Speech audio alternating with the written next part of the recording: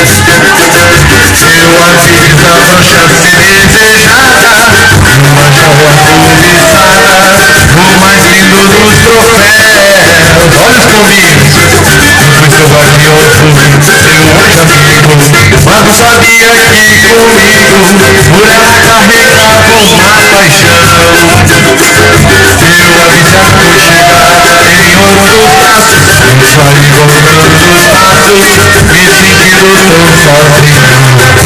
tão sozinho. O sabor amargo do ciúme, a gente quando não se assume, fica chorando sem carinho. O tempo passou e eu sofri calado, quando eu vou tirar ela do pensamento, eu ia dizer que estava apaixonado. Recebi o convite do seu casamento, sou muito dourado, tanto papel bonito, chorei de emoção quando acabei de ler.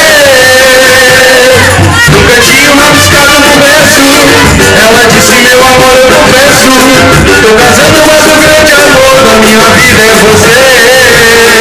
O tempo passou e eu sofri calado, quando eu pra tirar ela do pensamento, eu ia dizer que estava apaixonado. Recebi o convite do seu casamento, sou muito dourado, tanto papel bonito, chorei de emoção quando acabei de ler. No cantinho rabiscado no verso, ela disse: meu amor, eu confesso, estou casando, mas o grande amor da minha vida é você.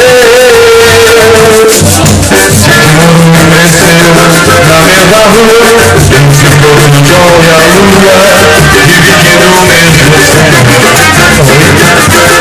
Meu ouvido desabrochar, ser desejada, uma joia cobiçada, o mais lindo dos troféus.